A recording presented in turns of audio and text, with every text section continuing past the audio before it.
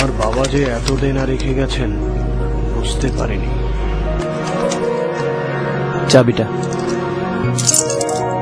চলো মা।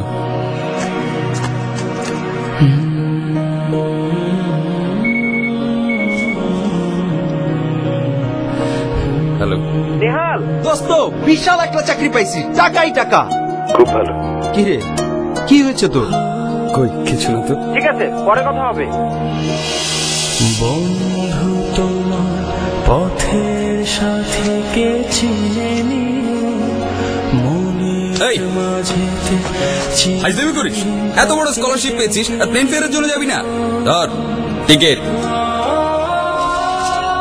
কি রে বাবা, এত সকালে? গ্যারেজটা তো দাঁড় করাতে হবে মা।